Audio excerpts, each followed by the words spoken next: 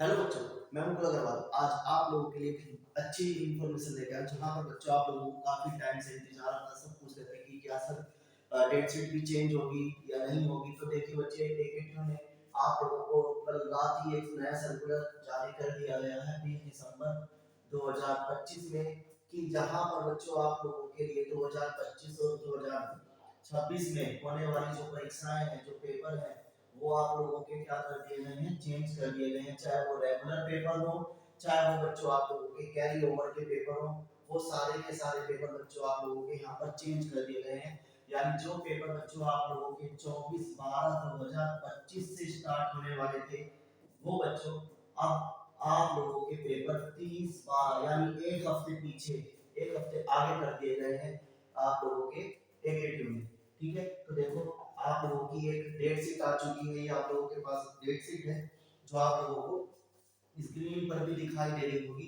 ठीक है, तो देखो 30 तारीख में, 30 दिसंबर मंगलवार का दिन 9 बजे आप लोगों की रिपोर्टिंग टाइम है। 9:30 से बच्चों आप लोगों का पेपर यहाँ पर होगा।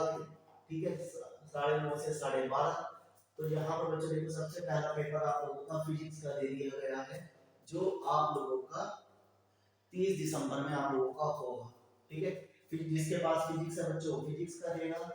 कैरी ओवर पेपर, ये सारे कैरी ओवर पेपर है बच्चों आप लोगों के, और रेगुलर पेपर। ठीक है, कैरी ओवर पेपर और बच्चों आप लोगों के रेगुलर पेपर भी यहाँ पे सब साथ ही साथ होंगे। तो कैरी ओवर पेपर फिजिक्स का, जिनका कोड के एस वाला यानी 2020 वाले बच्चे हैं, उनके लिए के एस कोड है। ठीक है, फिर जो अभी आप लोग करंट में चल रहे हैं बच्चों, बीएएस 101 और 102 फिजिक्स और केमिस्ट्री का पेपर आप लोगों का 30 तारीख में यहाँ पर होगा। उसके बाद बच्चों आप लोगों का इलेक्ट्रिकल का पेपर है, वो जो है वो 1 जनवरी में आप लोगों को यहाँ पर दे दिया गया है।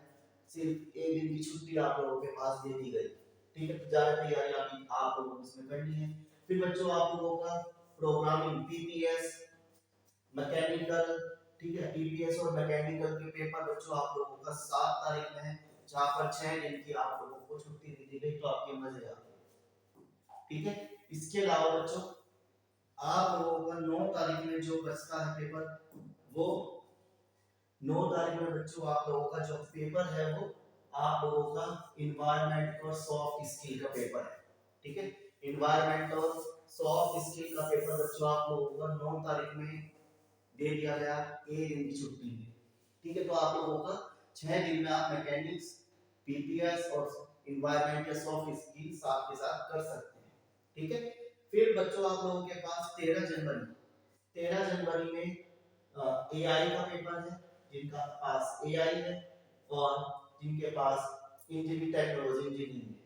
और फिर आप लोगों के पास मैथ्स फर्स्ट का कैरी ओवर का जो पेपर है बच्चों, 15 जनवरी को दे दिया गया।